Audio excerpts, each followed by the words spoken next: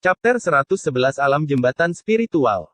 Tanpa nama, awal dari langit dan bumi. Di dalam kuali, 9 karakter kuno tercetak di dinding kuali, menjalin, Dao, dan Reason, antara langit dan bumi. Pertama, itu seperti bintang-bintang, kemudian seperti kekacauan, menghembuskan napas dan menyebar, muncul dari ketiadaan, dengan ribuan perubahan, tanpa pola yang tetap. Tanpa nama, ibu dari segala sesuatu. Ye Fan merasa seolah-olah dia telah sampai pada era kelahiran segala sesuatu. Langit dan bumi sudah pasti, yin dan yang hidup berdampingan, dan kombinasi Qi melahirkan segala sesuatu. Langit dan bumi berubah, pertumbuhan dan pembusukan, kemakmuran dan kehancuran, itu adalah siklus yang tak berujung. Apa itu keabadian, apa itu sekejap, pada saat ini, tidak ada perbedaan di antara keduanya. Perasaan aneh muncul di hati Ye Fan. 9 karakter kuno dan kuali berpadu bersama, seolah-olah mereka membuka langit dan bumi, seolah-olah mereka menciptakan dunia baru. Pada saat ini, kuali menjadi misterius dan tak terduga, seolah-olah lahir dari kekacauan, sederhana dan megah. Meskipun Ye Fan berada di dalam kuali, dia merasa seolah-olah dia telah sampai di ujung dunia, berdiri di awal sungai waktu. Suatu saat, langit dipenuhi dengan bintang-bintang, saat berikutnya, langit menjadi sunyi. Menurut metode kuno yang tercatat dalam Kitab Suci Dao, menggunakan alat untuk menekan diri sendiri, untuk mencapai keabadian sesaat, Ye Fan akhirnya mencapainya, dan siap menggunakan obat ilahi untuk meningkatkan kultivasinya. Bagian dalam kuali dipenuhi dengan aura misterius, berkabut, membentuk dunianya sendiri. Ye Fan membuka kotak batu giok, dan buah emas yang bersinar itu segera mengeluarkan aroma harum. Pada saat ini, kuali telah berubah menjadi keabadian, Ye Fan tidak lagi memiliki keraguan. Dia memasukkan buah emas ke dalam mulutnya dan menggigitnya dengan lembut, dan buah suci seukuran lengkeng itu segera berubah menjadi nektar permata. Dia mengoperasikan metode misterius yang tercatat dalam Kitab Suci Dao, dan dengan cepat melarutkan obat ilahi. Energi emas segera mengalir ke anggota tubuh dan tulangnya, dan tubuhnya langsung bersinar, seolah-olah terbuat dari emas. Ye Fan menggunakan alat tersebut untuk menekan dirinya sendiri, untuk mencapai keabadian sesaat. Setelah obat ilahi larut, obat itu menyehatkan tubuhnya, tetapi dia tidak berubah menjadi bayi. Energi emas yang aneh membaptis tubuhnya berulang kali, membuat daging, organ dalam, dan tulang-tulangnya menjadi sangat kuat.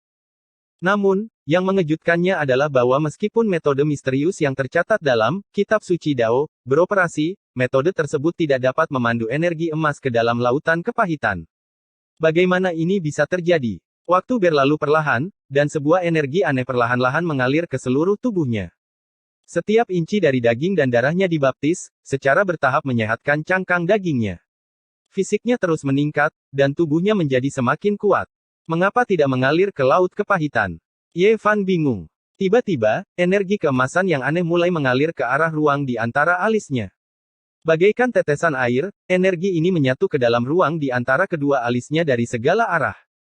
Keagungan ilahi itu sangat menyilaukan, dan benar-benar membentuk sebuah danau emas kecil di sana. Ini adalah.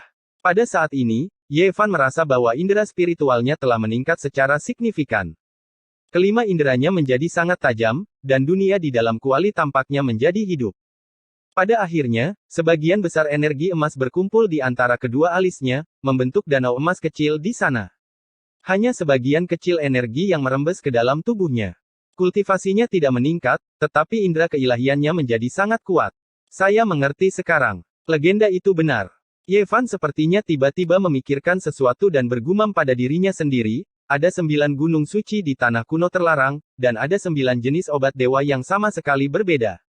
Dikatakan bahwa masing-masing obat dewa memiliki efek yang sangat berbeda. Jelaslah bahwa energi misterius yang terkandung dalam buah emas tidak dapat masuk ke dalam lautan kegetiran atau air mancur kematian, tetapi energi tersebut dapat menyehatkan indera ketuhanan dan dengan cepat memperkuat kekuatan spiritual seseorang.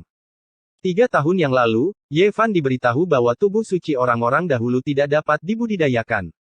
Namun, pada tahun-tahun berikutnya, dia telah meningkat pesat, dan dia tidak lebih buruk dari bibit surgawi lainnya. Dia selalu menduga bahwa energi yang terkandung dalam buah suci yang dia konsumsi saat itu telah menyatu ke dalam lautan kegetiran dan membantunya mematahkan kutukan. Mungkin memang begitu. Buah suci dari 3 tahun yang lalu memiliki efek yang besar dalam membuka lautan kepahitan, dan obat ilahi hari ini dapat menyehatkan indera ilahi. Legenda mengatakan bahwa 9 jenis buah suci yang berbeda memiliki 9 efek yang berbeda. Satu-satunya kesamaan dari ke-9 buah tersebut adalah mereka dapat meregenerasi daging dan tulang dari orang yang sudah meninggal, menyehatkan cangkang daging, memperbaiki tubuh, dan terlahir kembali. Jenis obat ilahi yang pertama memungkinkan saya untuk berhasil memulai jalan kultivasi dan membuka lautan kepahitan dari tubuh suci orang-orang dahulu. Jenis obat ilahi yang kedua memperkuat indera ilahi saya. Kesempatan seperti apa yang akan diberikannya kepada saya? Setelah itu, ia keluar dari gua tempat tinggalnya dan berdiri di atas tebing untuk melihat pegunungan di kejauhan. Tiba-tiba, ia merasa bahwa bidang penglihatannya menjadi sangat luas, dan bahkan pemandangan yang sangat jauh pun menjadi sangat jelas. Ye Fan dengan seksama merasakan perubahan yang terjadi. Segala sesuatu di dunia ini, termasuk rerumputan dan pepohonan, seakan-akan menjadi hidup secara tiba-tiba. Meskipun ini adalah transformasi yang sangat baik, yang paling saya butuhkan saat ini adalah membuka lautan kegetiran dan membiarkan kekuatan ilahi menyembur keluar untuk meningkatkan kultivasi saya. Dia merasa senang, tapi juga kecewa. Dia merasa sangat konflik. Meskipun efek dari obat ilahi ini sangat kuat, namun bukan itu yang paling dia inginkan saat ini. Dia menghibur dirinya sendiri dan berkata kepada dirinya sendiri, dikatakan bahwa ketika seorang kultivator mencapai tingkat tertentu, hanya ketika indera ketuhanannya kuat, barulah dia dapat memahami sifat langit dan bumi. Setelah mencapai tingkat itu, jika saya ingin meningkatkan kultivasi saya hanya bisa mengandalkan pencerahan. Tidak ada cara lain. Saya sekarang membuka jalan untuk masa depan. Memikirkan hal ini, Ye Fan tidak lagi kecewa, dan suasana hatinya berangsur-angsur menjadi tenang. Pada bulan berikutnya, Ye Fan tidak meminum obat ilahi. Sebaliknya, dia diam-diam berkultivasi. Dia ingin sepenuhnya memurnikan dan menyerap obat ilahi tanpa membuang sedikit pun. Selama proses ini, dia terkejut menemukan bahwa karena fisiknya telah meningkat pesat, jauh lebih mudah baginya untuk membuka lautan kepahitan. Pada akhir bulan, Ye Fan sekali lagi menggunakan tripod untuk menekan tubuhnya untuk mencapai momen keabadian. Dia mulai mengambil buah emas kedua. Kali ini, energi emas yang aneh pertama-tama membaptis cangkang dagingnya, menyehatkan setiap inci tubuhnya dan meningkatkan fisiknya. Pada akhirnya, energi itu berubah menjadi tetesan dan menyatu dengan ruang di antara kedua alisnya, membuat danau emas itu menjadi lebih dalam. Ye Fan merasakan indera keilahiannya menjadi lebih kuat lagi. Setelah menyimpan tripod, dia pergi keluar gua dan mendengar napas banyak binatang buas. Dia bahkan bisa mendengar suara semut merayap di kejauhan. Kemanapun indera keilahiannya pergi, ia tidak membutuhkan mata atau telinga untuk merasakan segala sesuatu di sekelilingnya. Itu sangat halus. Perasaan spiritual saya terus-menerus menjadi lebih kuat.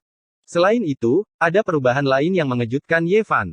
Karena fisiknya telah membaik lagi, daging dan darahnya bersinar dengan cahaya keemasan. Ketika dia membuka lautan kepahitan, dia tidak menemui banyak perlawanan. Dia segera pergi mengasingkan diri. Setelah 1 bulan penuh, ketika dia muncul lagi, seluruh pribadi Ye Fan menjadi lebih halus. Selain itu, ada perubahan lain yang memuaskan. Tubuhnya bertransformasi, fisiknya membaik, dagingnya bersinar dengan kemegahan ilahi, dan proses pembukaan lautan kepahitan tidak terhalang. Waktu berlalu dengan cepat. Ye Fan sudah memakan buah emas ke-6. Setelah berkultivasi dengan keras selama sebulan, ketika dia keluar dari gua lagi, seluruh temperamennya telah berubah drastis. Seolah-olah ada awan dan kabut yang menyelimuti tubuhnya. Angin gunung bertiup dan pakaiannya berkibar. Dia seperti makhluk abadi yang dibuang yang berdiri di atas tebing. Di antara alis Ye Fan, ada sebuah danau emas yang sangat dalam. Tidak mungkin untuk mendeteksi dasarnya. Itu telah sepenuhnya berubah menjadi kekuatan spiritual dan benar-benar dapat mengembun menjadi sebuah bentuk. Dan lautan kepahitan yang berwarna keemasan mengalami perubahan yang lebih dahsyat lagi. Ombak membumbung tinggi, sinar ilahi bersinar, guntur bergemuruh, dan ukurannya menjadi lebih dari 2 kali lipat. Ukurannya hampir sebesar kepalan tangan. Di tengah laut kegetiran, mata air kehidupan memancar, mata air kekuatan ilahi mendidih, dan mulut mata air di dasar laut melebar berkali-kali. Itu tidak ada habisnya, terus-menerus menyembur keluar, dan dari waktu ke waktu, sinar cahaya akan memancar keluar. Kekuatan ilahi seperti air pasang, sinar cahaya yang memenuhi langit, saya telah mencapai puncak alam musim semi kehidupan. Ye Fan agak bersemangat. Obat suci itu terkenal di hutan belantara timur. Sejak zaman kuno, ada terlalu banyak legenda tentangnya. Obat ini memiliki efek magis yang tak terbayangkan. Energi emas yang aneh terutama memberi nutrisi dan memperkuat indera ilahi. Pada saat yang sama, itu mengubah fisiknya. Itu tidak mengalir ke laut kepahitan, tapi masih memungkinkan dia untuk menerobos ke alam mata air kehidupan. Obat suci sesuai dengan reputasinya. Selain lautan reinkarnasi, tubuh manusia memiliki alam rahasia lainnya. Jiang Hanzong dan yang lainnya adalah eksistensi yang melampaui alam nirwana. Hal ini membuat Ye Fan merasakan kesenjangan yang sangat besar di antara mereka. Dia sangat ingin menjadi lebih kuat. Masih ada buah emas terakhir yang tersisa. Ye Fan memegangnya di telapak tangannya dan kembali ke gua, menggunakan kuali untuk menekan tubuhnya. Setelah memakan buah emas, dia langsung merasakan tubuhnya bergetar.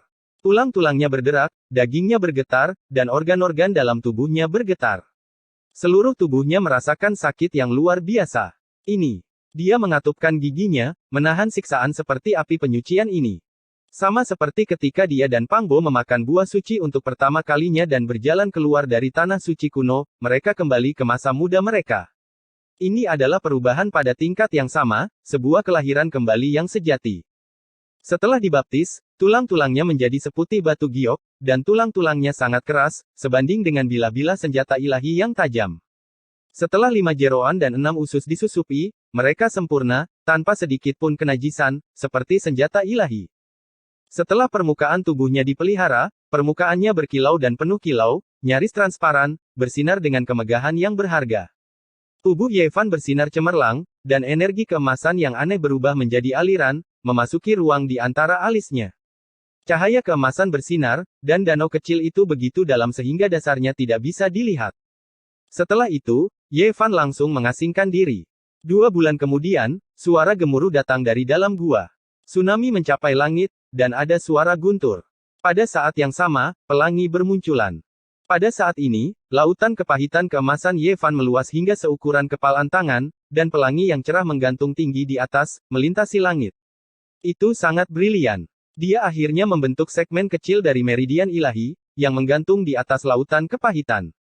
Dia telah menjadi seorang kultivator dari alam jembatan ilahi. Ye Fan berdiri dan berjalan keluar dari gua.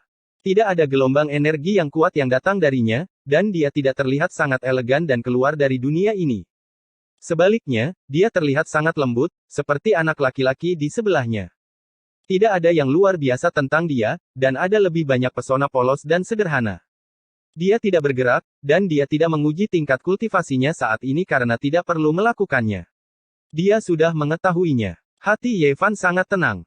Dia menjalani kehidupan yang damai selama sebulan, duduk di gunung dan menyaksikan harimau berkelahi, menyaksikan air mengalir di tepi sungai, dan kemudian dia mulai melanjutkan kultivasinya. Kali ini, dia mulai menyempurnakan artefaknya. Dia mengukir kalimat pertama dari kitab suci kuno misterius yang dia peroleh dari peti mati perunggu kuno pada Kuali. Meskipun tidak dapat diukir pada Kuali, untuk waktu yang lama dan kata-kata kuno itu akan segera menghilang, Kuali kecil ini menjadi lebih luar biasa karenanya. Pada akhirnya, setelah berkultivasi di sini selama lebih dari 1 tahun, Ye Fan mendapatkan banyak pencerahan, dan pemahamannya tentang Dao semakin dalam. Sesuatu yang tidak bernama itu disebut Dao, yang berasal dari ketiadaan, dan merupakan asal mula langit dan bumi. Ia disebut langit dan bumi, yang memiliki bentuk dan posisi, dan merupakan ibu dari segala sesuatu. Kuali dengan 3 kaki dan 2 telinga itu sangat misterius. 3 kaki menstabilkan langit dan bumi, 2 telinga melahirkan yin dan yang, dan kuali bundar berisi kekacauan. Ia mengembangkan Dao dan alasan yang tidak memiliki nama. Ia melahirkan sebuah bentuk dan berisi segala sesuatu yang tidak bernama. Kuali itu seperti alat yang lahir secara alami dari langit dan bumi. Kuali dengan sempurna menggabungkan yang tak bernama dan tak bernama, dan melahirkan Dao dan ibu dari segala sesuatu. Menggunakan kuali sebagai alat bantu memang merupakan pilihan yang tepat. Kuali ini layak menjadi benda suci paling misterius di Tiongkok kuno. Setelah berkultivasi di sini selama lebih dari 1 tahun, Ye Fan memutuskan untuk meninggalkan tempat ini. Sudah waktunya untuk keluar dan berjalan-jalan. Chapter 112 Alam Misterius. Ada beberapa hal yang bersinar di kediaman gua. Cermin 8 trigram tembaga ungu memang merupakan senjata yang disempurnakan oleh seorang kultivator yang telah melampaui alam nirwana. Itu telah ditinggalkan di ruang rahasia oleh Ye Fan selama setahun. Sekarang dikelilingi oleh kabut ungu dan bersinar dengan cahaya lagi. Adapun botol giok, berwarna putih dan hangat, ditutupi dengan pola Taoisme. Botol ini juga telah mendapatkan kembali keajaibannya, tetapi tidak diketahui apakah botol ini dapat menahan sebuah gunung. Pada saat ini, cabang pohon suci yang dimasukkan ke dalam berendam dalam mata air ilahi. Pohon itu masih penuh dengan vitalitas dan tidak layu. Adapun payung Tian Luo, meskipun ditusuk oleh Tian Xuan Saintes, itu tidak serius. Kabutnya berkabut dan itu luar biasa. Di luar alam nirwana, senjata orang-orang ini seharusnya sangat kuat. Ye Fan berulang kali menyempurnakan dan menghapus semua jejak di atasnya untuk mencegah orang lain merasakannya. Kemudian, dia memasukkan beberapa senjatanya ke dalam lautan kepahitan. Pada saat ini, sesuatu yang mengejutkan terjadi. Baik itu cermin 8 trigram tembaga ungu, botol giok putih, atau payung Tian Luo, tak satu pun dari mereka yang bisa tenggelam ke dalam lautan kegetiran, apalagi berendam di mata air kehidupan. Mereka hanya bisa menggantung di bawah jembatan ilahi di atas lautan kegetiran. Anda menempati tempat terbaik untuk blok tembaga hijau, tapi Anda tidak mengizinkan saya menggunakannya. Anda juga memaksa senjata lain untuk menjauh darinya. Ye Fan tidak bisa berkata-kata. Dia segera melihat alasannya. Blok tembaga hijau terbenam di mata air di dasar laut, memonopoli tempat terbaik dan meremas buku emas hingga ke tepi. Ia bahkan memaksa cermin 8 trigram tembaga ungu, botol giok, dan payung Tian Luo keluar dari lautan kegetiran, tidak membiarkan mereka menyentuhnya sama sekali. Ini hanyalah kertas emas yang mencatat kitab suci Dao, tetapi sebenarnya lebih kuat dari cermin 8 trigram tembaga ungu dan botol giok. Saya tidak tahu apakah saya harus mengatakan bahwa ini luar biasa atau ketiga senjata itu terlalu tidak berguna. Senjata yang disempurnakan oleh seorang kultivator yang telah melampaui alam nirwana secara alami luar biasa, yang secara tidak langsung menunjukkan keajaiban buku emas. Tempat ini berjarak 400 mil dari daerah terlarang di Ancient Antiquity yang terpencil. Dikelilingi oleh pegunungan dan terkadang ada burung dan binatang aneh. Itu adalah daerah primitif. Ye Fan tidak terbang. Dia berjalan keluar dari gunung sambil mempraktikkan gerakan kaki Crazy Ole. Dia sangat iri dengan sihir semacam itu yang bisa mengecilkan tanah menjadi beberapa inci. Itu lebih cepat daripada terbang. Sayangnya, alamnya tidak cukup tinggi, jadi dia tidak dapat memahami pola Dao yang telah dia hafal, jadi dia tidak dapat menggunakan teknik rahasia itu. Lebih dari setahun telah berlalu. Keluarga Jiang, keluarga Ji, dan tanah suci Yao Guang seharusnya sudah mundur sejak lama. Dia benar-benar ingin menemukan seseorang untuk dimengerti. Dalam 1 tahun ini, keuntungan terbesar Ye Fan bukanlah karena kultivasinya telah mencapai alam jembatan ilahi, tetapi kesadarannya telah berkembang ke tingkat yang sangat menakutkan. Itu sangat kental, dan danau emas kecil di antara alisnya bisa memancarkan cahaya ilahi. Itu bisa setajam pedang surgawi, atau selembut angin sepoi-sepoi, memungkinkannya untuk merasakan segala sesuatu di sekelilingnya dalam sekejap. Ada seorang kultivator di restoran itu. Tidak lama setelah memasuki kota, kesadaran spiritual Ye Fan menangkap aura seorang kultivator. Sayangnya, dia tidak mendengar berita tentang keluarga Jiang, keluarga Ji, dan tanah suci Yao Guang di restoran itu. Sebaliknya, dia mendengar berita penting lainnya. Pada akhirnya, makam Dewa Fei tetap tenggelam. Kebencian di reruntuhan membumbung tinggi ke langit. Ada gunung-gunung mayat dan sungai-sungai darah. Pada akhirnya, itu masih belum bisa ditaklukkan. Harta karun dari Wastelen Timur, menara Wastelen kuno, menghilang selamanya. Itu tidak bisa hilang selamanya. Menara gurun kuno hidup berdampingan dengan dunia. Cepat atau lambat, ia akan muncul kembali. Itu benar. Itu bahkan bisa menekan para dewa sampai mati. Secara alami, itu tidak akan membusuk. Mungkin dalam beberapa ribu tahun atau puluhan ribu tahun lagi, itu akan muncul kembali di dunia ini dan memilih seseorang yang ditakdirkan. Saya rasa tidak akan memakan waktu selama itu. Menara gurun kuno telah menghilang selama 10.000 tahun. Saya pikir itu harus muncul kembali. Mungkin dalam waktu dekat, itu akan keluar dari Wastelen Timur. Ye Fan tercengang. Gangguan di makam Dewa Fei berlangsung selama 3 tahun. Baru sekarang keadaan benar-benar tenang. Semua sekte di padang gurun timur mengambil tindakan. Bahkan dataran tengah mengirimkan beberapa serangan besar misterius, tapi mereka masih gagal menghentikannya. Pada saat yang genting, ia melarikan diri ke dalam urat nadi bumi, seperti naga yang kembali ke laut, benar-benar menghilang dari Wastelen Timur. Dalam setengah bulan berikutnya, Ye Fan berjalan-jalan di kota-kota besar dan kecil, muncul di tempat-tempat yang ramai dikunjungi orang. Namun, dia tetap rendah hati. Akhirnya, perlahan-lahan ia menemukan apa yang ingin diketahuinya. Setahun yang lalu, klan Jiang, klan Ji, dan tanah suci Yao Guang menerobos masuk ke tanah terlarang gurun kuno. Pada akhirnya, mereka semua dimusnahkan. Tidak ada satupun dari mereka yang keluar hidup-hidup. Hal ini menyebabkan kegemparan besar, mengejutkan semua sekte. Tidak ada yang berani menerobos masuk ke tanah terlarang kehidupan lagi. Liu Yi, Zhang Ziling, Lin Jia, Zhou Yi, Li Xiaoman, dan yang lainnya benar-benar menghilang. Berita ini tidak bagus. Ye Fan mengerutkan kening. Jika saya adalah mereka, saya juga tidak akan kembali ke sekte saya sendiri. Jika tidak, aku pasti akan diinterogasi oleh Tanah Suci dan klan bangsawan Tanah Reruntuhan Kuno. Pada saat itu, selama ada kekurangan sekecil apapun, akan sulit bagiku untuk melarikan diri dari kematian.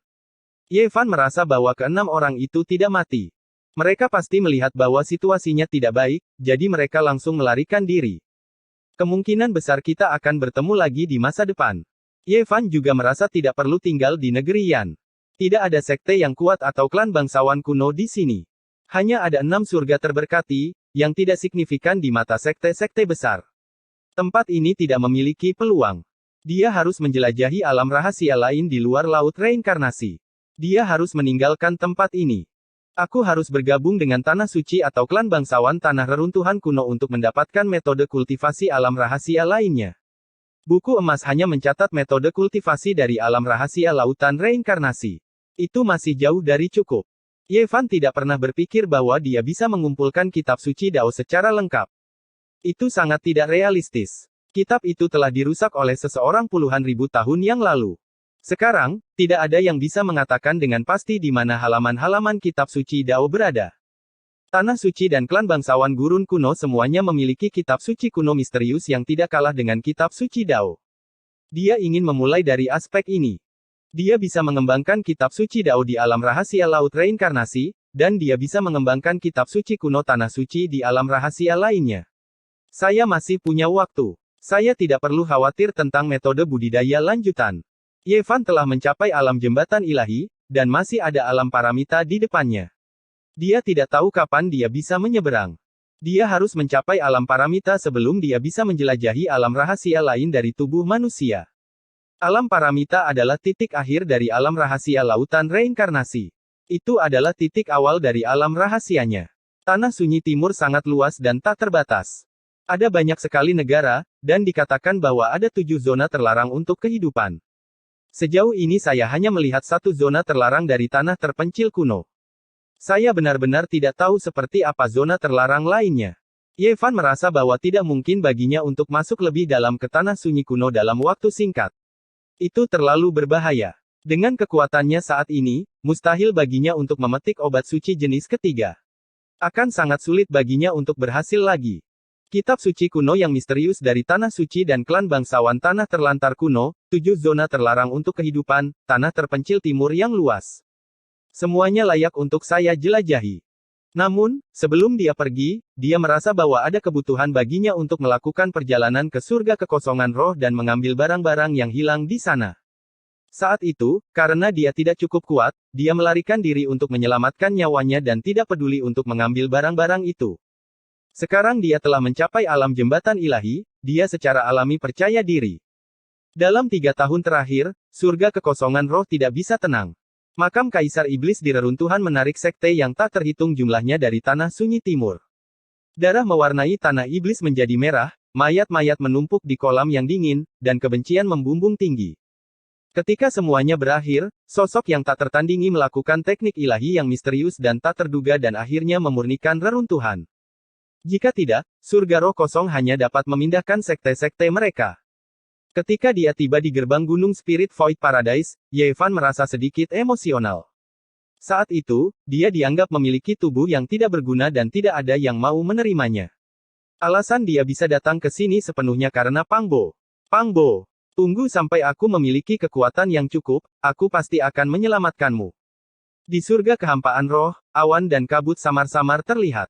Di depan gerbang gunung, pohon-pohon kuno yang tinggi dan kuat, bebatuan aneh berdiri tegak, dan air terjun mengalir. Tempat itu memiliki pesona negeri dongeng. Siapakah kamu? Mengapa Anda datang ke surga kekosongan roh saya? Murid yang menjaga gerbang gunung maju dan bertanya. Kakak senior, saya di sini untuk memberikan penghormatan kepada Penatua Wu Qingfeng. Pada saat ini, Ye Fan baru berusia sekitar 14 tahun. Dia memiliki senyum yang cerah dan dengan mudah memberikan kesan yang baik kepada orang-orang. Murid yang menjaga gerbang gunung tidak mempersulitnya dan berkata, "Masuklah bersamaku." Setelah memasuki Spirit Void Paradise dan menginjak ratusan anak tangga Blue Stone, Ye Fan langsung terkejut dan bertanya, mengapa anak tangga Blue Stone ini retak? Mereka tidak seperti ini sebelumnya. Saat itu, ketika dia pertama kali memasuki Spirit Void Paradise dan menginjak tangga batu biru, kitab suci kuno di dalam hatinya secara otomatis bergema, meninggalkan kesan yang mendalam baginya. Dia merasa bahwa pasti ada artefak yang luar biasa di bawah tangga batu biru. Bagaimana Anda tahu sebelumnya tidak seperti ini? Murid itu menatapnya dengan curiga. Saya pernah tinggal di sini sebelumnya, jadi tentu saja saya tahu. Bolehkah saya bertanya kepada kakak senior, apa yang terjadi? Mengapa tangga batu biru ini semuanya retak? Murid itu melihat ke kiri dan ke kanan. Melihat tidak ada orang yang lewat, dia berkata dengan suara pelan, berbicara tentang hal yang menakutkan, sebenarnya ada urat yin di bawah tanah yang terhubung ke makam yin Kaisar Iblis. Pada akhirnya, ia melarikan diri dari sini dan tenggelam ke tanah gurun timur. Ye Fan tercengang. Dia tidak pernah mengharapkan hasil seperti itu. Dalam sekejap, dia memikirkan menara sunyi kuno yang konon ada bersama dunia dan dapat menekan makhluk abadi sampai mati. Saat itu, ketika saya pertama kali memasuki tempat ini, kitab suci kuno secara otomatis bergema. Apakah ini terkait dengan menara sunyi kuno? Ye Fan tidak bisa mengerti. Kitab suci kuno itu berasal dari sisi lain langit berbintang dan diperoleh dari peti mati perunggu kuno. Dia tidak dapat memahami mengapa kitab suci itu bisa beresonansi dengan artefak dunia ini. Di dalam Firdaus kekosongan roh, gunung-gunung berwarna hijau dan lembah-lembah berwarna hijau. Tempat itu sangat indah. Istana dan paviliun bertebaran di tempat itu. Kabut mengepul, menambah kesan halus. Melihat Penatua Wu Qingfeng lagi, Ye Fan merasakan kedekatan. Dia membungkuk dengan hormat. Orang tua ini telah merawatnya di masa lalu. Dia adalah seorang penatua yang layak dihormati. Nak, itu sebenarnya kamu. Penatua Wu Qingfeng menunjukkan ekspresi gembira. Dia tidak banyak berubah. Dia masih memiliki rambut putih dan janggut putih. Dia tinggi dan memiliki aura dunia lain. Ketika dia melihat Ye Fan, dia secara alami memikirkan Pang Bo. Dia tidak bisa menahan diri untuk tidak menghela nafas panjang. Dia telah mengambil Pang Bo sebagai muridnya. Siapa sangka Pang Bo akan diancam oleh ras iblis dan menghilang ke reruntuhan primordial. Ini adalah lembah yang damai. Tidak jauh dari sana, ada sebuah danau jernih yang tampak seperti batu safir. Ada 4 atau 5 pondok jerami di depan dan hutan bambu yang luas. Tempat itu sangat tenang. Duduk di kursi batu di hutan bambu, Ye Fan mengambil cangkir teh di atas meja batu. Dia menyesapnya dan mulai berbincang dengan pria tua itu.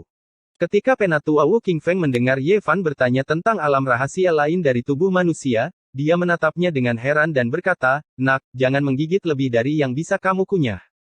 Apakah kamu masih ingat apa yang saya katakan? Mampu menjelajahi alam rahasia sampai akhir dalam masa hidup seseorang sudah sangat mengesankan. Jika Anda dapat mengembangkan roda kehidupan dan lautan kepahitan secara ekstrim, Anda juga bisa menjadi ahli puncak. Mengapa Tanah Suci dan klan para leluhur semuanya membudidayakan alam rahasia lainnya? Kita tidak bisa membandingkan diri kita dengan mereka. Mereka memiliki kitab suci kuno yang sebanding dengan kitab suci abadi. Ini adalah keunggulan bawaan." Ye Fan menunduk dan merenung, tapi dia akhirnya mendongak dan mengambil keputusan. Tidak mungkin dia hanya akan mengembangkan satu alam rahasia. Karena ada alam rahasia lainnya, pasti ada alasan bagi mereka untuk ada dan terus berkultivasi. Penatua Wu Qingfeng bingung. Dia merasa bahwa bahkan jika tubuh suci orang-orang suci Ye Fan dapat memaksakan diri untuk berkultivasi, dia tidak akan dapat mencapai banyak hal. Namun, lelaki tua itu sangat baik dan menjawab banyak pertanyaan Ye Fan pada akhirnya. Ye Fan akhirnya mengetahui nama alam rahasia berikutnya, Istana Suci. Setelah lautan reinkarnasi, dia harus menyeberangi lautan kepahitan dan mencapai sisi lain untuk menjelajahinya secara perlahan. Dikatakan bahwa ada 5 dewa di Istana Suci. Berkultivasi di alam rahasia ini akan menyebabkan segala macam hal misterius terjadi. Ye Fan hanya memiliki metode untuk berkultivasi di laut reinkarnasi. Buku emas itu hanya 1 halaman dari kitab suci Dao, jadi tidak mungkin buku itu berisi metode untuk berkultivasi di Istana Suci. Jika saya ingin mendapatkan metode yang paling misterius, Saya harus pergi ke tempat suci dan keluarga klan para leluhur. Aku harus mendapatkan kitab suci kuno mereka yang misterius. Ye Fan bergumam pada dirinya sendiri. Tetua, tempat suci dan keluarga mana dari klan para leluhur yang memiliki kitab suci paling misterius? Ye Fan bertanya. Tetua Wu Qingfeng menggelengkan kepalanya dan berkata, tempat-tempat suci dan keluarga klan para leluhur itu terlalu misterius dan kuat. Itu bukan sesuatu yang bisa kita pahami. Sulit untuk mengetahui kitab suci misterius mana yang telah mereka kuasai. Ye Fan benar-benar ingin tahu kitab suci kuno mana yang paling kuat. Dia bergumam dalam hati, mungkin mereka masing-masing memiliki kelebihannya sendiri. Memang benar. Penatua Wu Qingfeng sepertinya teringat sesuatu dan berkata, legenda mengatakan bahwa alam rahasia lautan reinkarnasi adalah kitab suci Dao, dan alam rahasia istana suci seharusnya adalah yang paling kuat di tanah suci Danau Giok. Setiap kitab suci kuno memiliki metode sendiri untuk mengolah alam rahasia. Ye Fan mengambil keputusan saat itu juga. Dia akan pergi ke tempat suci Danau Giok dan mempelajari metode untuk berkultivasi di istana suci. Apakah tempat suci Danau Giok menerima murid laki-laki? Tidak akan pernah. Penatua Wu Qingfeng menatapnya dengan curiga dan berkata, jangan bilang kau. Lalu apakah murid-murid perempuan dari tanah suci Danau Giok menikah? Ye Fan bertanya dengan tenang. Ye Fan tidak merasa malu sama sekali dan tertawa. Dia kemudian mengajukan lebih banyak pertanyaan. Meskipun Penatua Wu Qingfeng sedikit bingung, dia tidak bertanya dan dengan sabar menjelaskan semuanya kepadanya. Tanah suci Danau Giok sangat jauh dari wilayah Yan. Tempat ini merupakan tempat yang paling sederhana dan misterius dari semua tempat suci dan keluarga klan para leluhur. Pada saat yang sama, Ye Fan secara tak terduga mengetahui bahwa salah satu dari 7 zona terlarang di wilayah Tandus Timur, tambang kuno asal, juga berada di wilayah tempat tanah suci Danau Giok berada.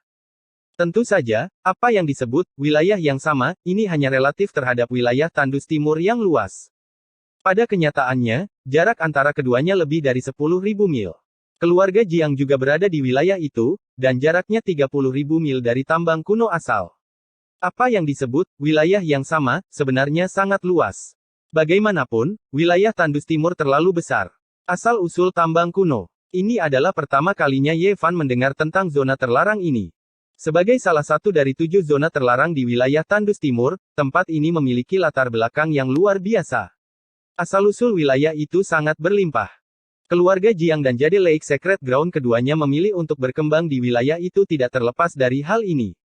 Ye Fan semakin merasa bahwa dia harus pergi ke sana. Asal, adalah sesuatu yang sangat dia butuhkan. Bahkan jika dia tidak bisa mendapatkan obat dewa, mencari asal, juga bukan ide yang buruk. Tambang kuno asal adalah. Dia bertanya dengan kebingungan. Dengan nama Origin, sudah cukup untuk membuktikan betapa kunonya tempat ini. Tidak mungkin untuk memperkirakan berapa lama ia telah ada. Penatua Wu Qingfeng meminum seteguk teh dan melanjutkan, rumor mengatakan bahwa beberapa tahun yang lalu, tambang kuno asal adalah tambang asal yang paling terkenal di wilayah Tandus Timur. Kemudian, hal-hal yang tidak menguntungkan digali, dan akibatnya, itu menjadi salah satu dari 7 zona terlarang yang besar. Ye Fan sangat terkejut dan penasaran. Dia bertanya, apa sebenarnya yang digali? Beberapa asal mula ilahi yang luar biasa telah digali. Rumornya, ada makhluk kuat yang tersegel di dalam asal-usul. Pada akhirnya, makhluk itu bangkit kembali dan membunuh semua orang. Apa? Ye Fan sangat terkejut. Rumor mengatakan bahwa sebenarnya ada orang-orang yang disegel di dalam beberapa asal-usul ilahi. Mendengar kata-kata ini, Ye Fan sangat terkejut hingga tidak bisa berkata apa-apa. Dia merasa bahwa wilayah yang dia tuju sangat misterius. Tanah suci Danau Giok, keluarga Jiang, tambang kuno asal, semua tempat ini memiliki arti yang luar biasa baginya. Chapter 113 Bakat dimaksudkan untuk diinjak. Kesadaran Ye Fan sangat kuat. Sebuah danau emas kecil terbentuk di antara alisnya. Dengan sapuan santai, dia merasakan kultivasi Penatua Wu Qingfeng, alam jembatan surgawi. Tetua, ada sesuatu yang ingin saya sampaikan kepada Anda.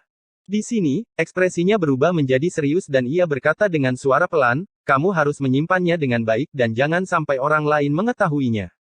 Jika tidak, itu akan membahayakan Anda. Penatua Wu Qingfeng sedikit terkejut. Dia tidak tahu mengapa Ye Futian mengatakan itu dan menunjukkan ekspresi bingung. Carilah botol giok yang bersih. Ketika Ye Fan mengeluarkan botol giok murni dan menuangkan setetes mata air ilahi, esensi kehidupan yang pekat segera muncul. Orang tutu. langsung terkejut. Ini, energi kehidupan yang begitu kuat. Meskipun mata air ini tidak dapat menyembuhkan orang mati, namun cukup untuk menyelamatkan nyawa, kata Ye Fan dengan sungguh-sungguh. Tetua itu telah merawatnya dan dia adalah orang yang sangat berterima kasih. Dia akan meninggalkan tanah Yan dan tidak tahu kapan dia bisa kembali. Tentu saja, dia ingin membalas budi kepada tetua itu. Air ini terlalu berharga. Aku tidak bisa menerimanya. Buanglah. Penatua Wu Qingfeng menggelengkan kepalanya dan menolak. Jangan katakan apa-apa lagi. Aku tulus. Pada akhirnya, Ye Fan mengisi labu giok dengan mata air dan memasukkannya ke tangan tetua.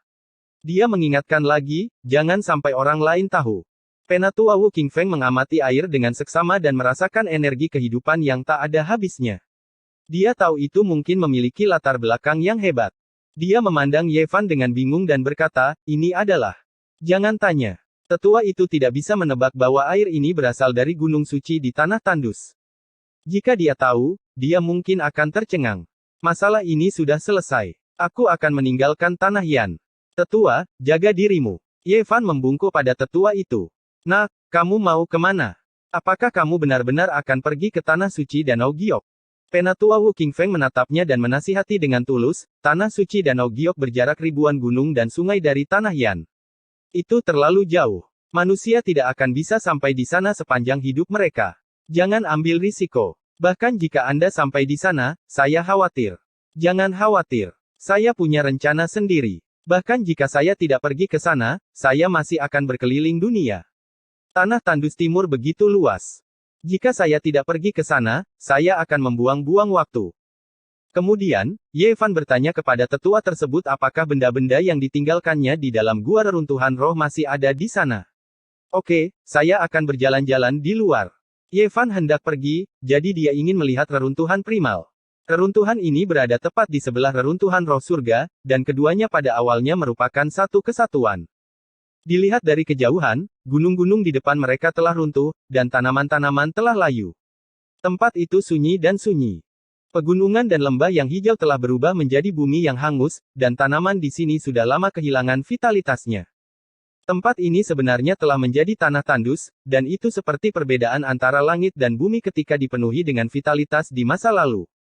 Pohon-pohon kuno yang menjulang tinggi, tumbuh-tumbuhan yang tumbuh subur, semuanya hancur. Tidak ada yang tersisa, hanya suasana dingin yang mematikan dan sunyi. Para pembudidaya yang tak terhitung jumlahnya dari tanah tandus timur datang ke sini untuk membuka makam Yin Dewa Iblis. Darah dan kematian terus berlanjut selama 3 tahun. Tempat ini benar-benar hancur. Ye Fan menghela nafas. Dia senang bahwa dia pergi dengan tegas. Jika tidak, dia mungkin tidak akan berada di dunia ini sekarang.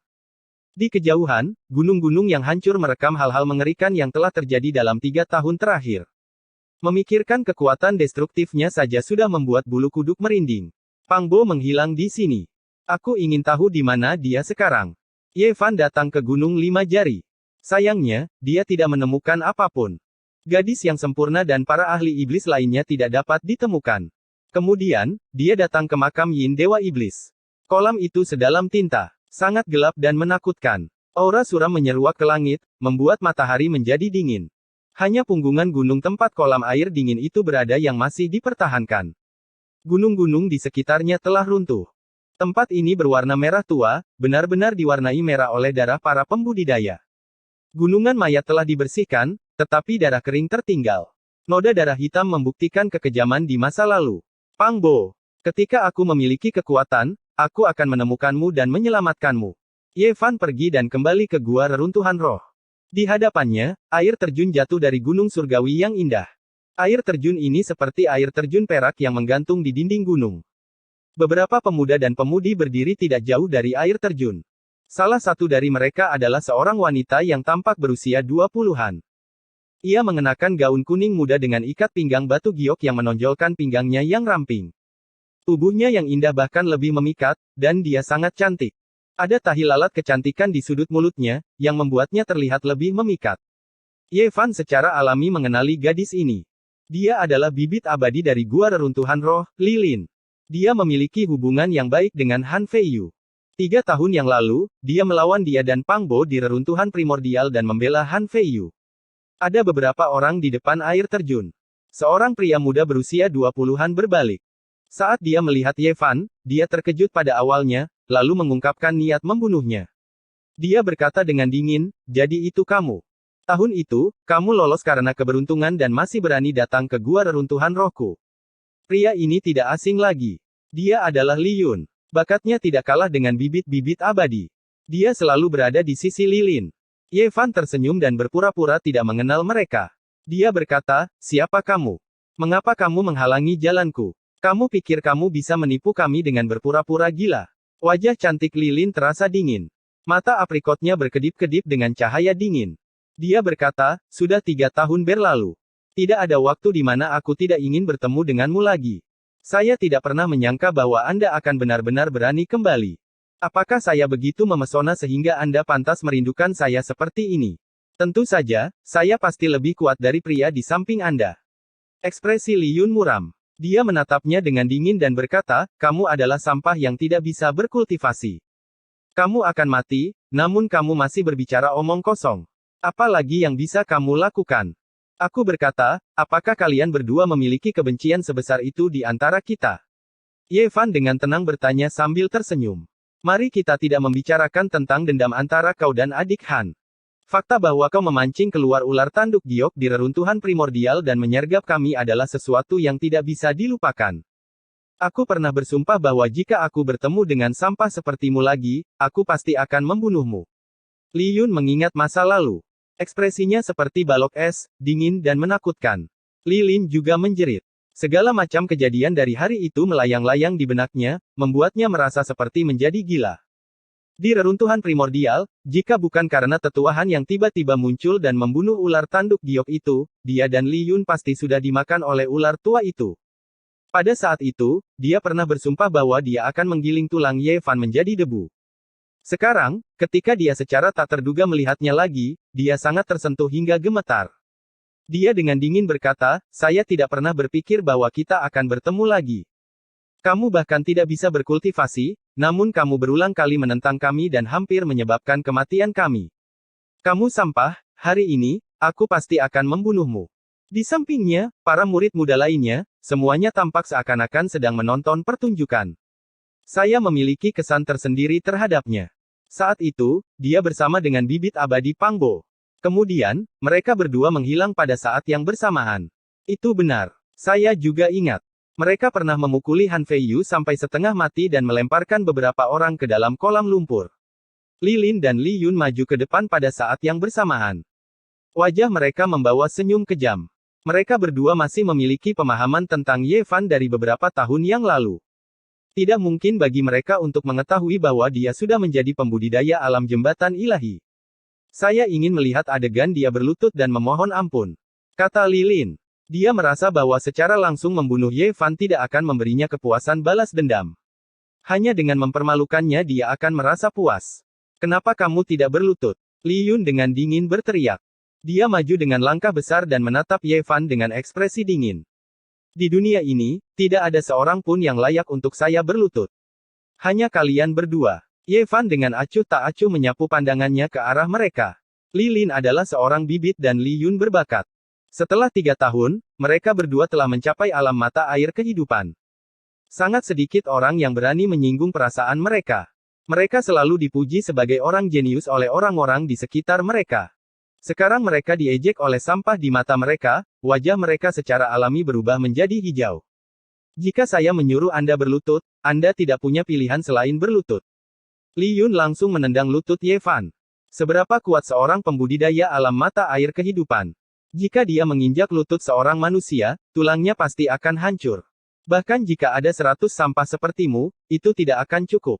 Ye Fan dengan gesit mundur beberapa langkah. Dia telah mencapai alam jembatan ilahi, jadi dia tidak peduli dengan orang-orang seperti ini. Dia tidak ingin menurunkan dirinya ke level mereka. "Sampah seperti Anda berani menyebut saya sampah?" Suara Li Yun terdengar dingin. Dia selalu dipandang sebagai seorang jenius, tapi sekarang dia diremehkan oleh manusia biasa. Ekspresinya sangat jelek. Dia memutar kaki kanannya dan menendang dengan keras ke arah dagu Ye Fan. Setelah mencapai alamnya saat ini, meskipun Ye Fan tidak ingin menurunkan dirinya ke level mereka, itu tidak berarti dia harus bertahan. Dengan suara, peng, dia meraih pergelangan kaki Li Yun dan mengayunkannya ke atas, dengan keras menghantamnya ke tanah. Lilin merasa ada yang tidak beres. Dia tidak bergerak maju, tapi hendak mengeluarkan senjatanya dan langsung membunuh Ye Fan. Namun, begitu Ye Fan bergerak, bagaimana dia bisa memberinya kesempatan untuk menyerang? Dia meninggalkan bayangan di posisi semula dan langsung muncul di depan Lilin. Telapak tangannya menusuk leher Lilin, membuatnya pingsan di tempat. Dia kemudian mengangkatnya dan dengan suara, putong, melemparkannya ke kolam yang dalam di bawah air terjun. Teguk, teguk. Lilin yang setengah sadar meminum air dalam jumlah yang tidak diketahui dari kolam. Tubuhnya dengan cepat membengkak. Kamu sampah. Li Yun mengerang kesakitan dan berjuang untuk duduk. Niat membunuh melintas di wajahnya, dan cahaya laut pahit menyala. Peng. Namun, Ye Fan tidak memberinya kesempatan untuk mengeluarkan senjatanya. Satu kaki melangkah maju, secara paksa menyebarkan cahaya. Pada saat yang sama, kakinya yang lain melangkah keluar, menginjak-injak Li Yun ke tanah. Semua ini terlihat sangat sederhana. Kedua pembudidaya alam mata air kehidupan tampaknya tidak tahu bagaimana cara berkultivasi. Mereka dengan mudah ditundukkan oleh Ye Fan, menyebabkan orang-orang di sekitarnya berpikir bahwa itu hanya kebetulan. Sampah. Li Yun menjadi gila. Dia juga berpikir bahwa itu adalah suatu kebetulan. Dia tidak tahu bahwa Ye Fan telah kembali ke keadaan aslinya. Hanya beberapa gerakan sederhana yang mengandung misteri tanpa akhir. Paru-parunya hampir meledak karena marah. Jadi bagaimana jika Anda seorang jenius? Jika Anda benar-benar jenius, maka Anda hanyalah seseorang yang harus diinjak. Berbicara sampai di sini, Ye Fan sangat tidak baik. Dia menginjakkan sol sepatunya ke wajah Li Yun. Untuk memastikan itu tidak jelas, dia berulang kali menginjak ke atas dan ke bawah, ke kiri dan ke kanan. Aku akan membunuhmu. Wajah Li Yun bengkak, dan matanya mengeluarkan api. Peng. Ye Fan menendangnya ke dasar air terjun, dan kemudian dia pergi tanpa menoleh ke belakang. Dia sama sekali tidak tertarik pada kedua orang ini. Orang-orang di depan air terjun tercengang.